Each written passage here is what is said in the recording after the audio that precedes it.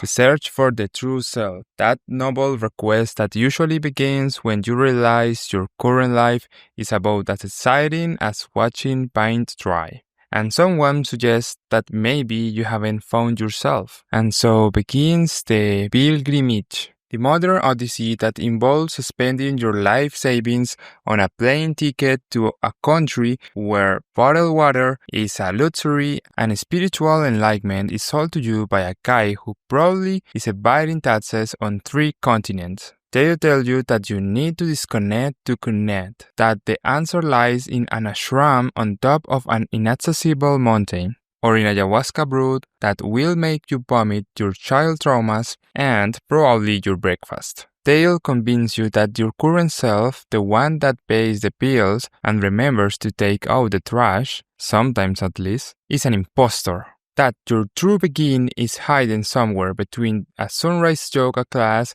and a how to embrace your shadow workshop for only $499.99, plus stats and shadow processing fee. Apparently, shadows have admin fee too, because let's be honest, this search for self is often a glorified exercise in existential tourism with really good Instagram filters.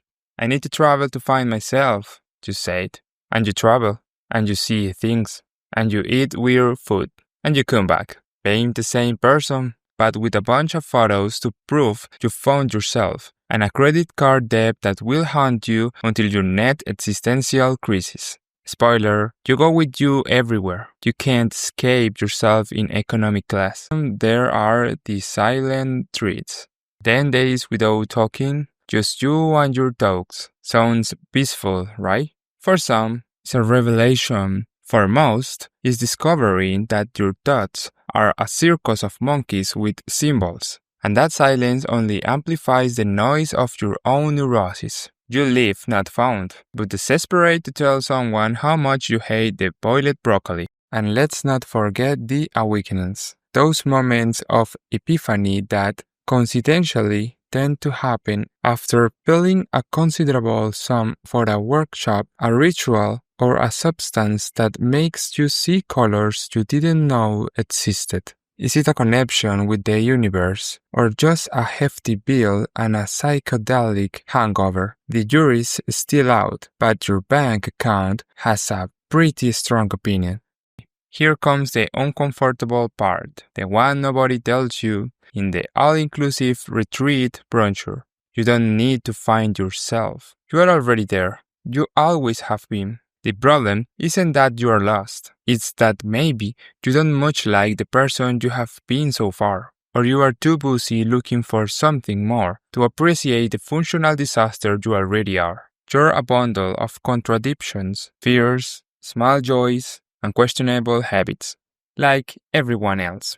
Stop looking for idealized version of yourself that only exists in Instagram bios. Embrace your glorious mediocrity. It's liberating and much cheaper.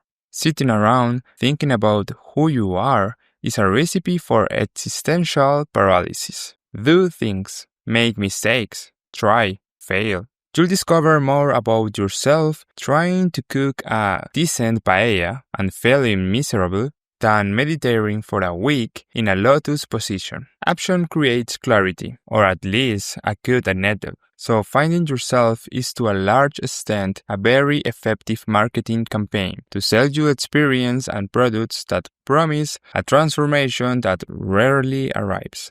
Because transformation isn't an event, it's a slow, often boring, and very personal process. You are not lost. You are here, dealing with your stuff, like everyone. And that, even if it doesn't sell many spiritual retreats, is the only truth you need to find. The rest is just extra baggage. If this video has found you in a moment of weakness and you want more truth you probably didn't want to hear, subscribe or go on a silent retreat. Let us know how the broccoli was.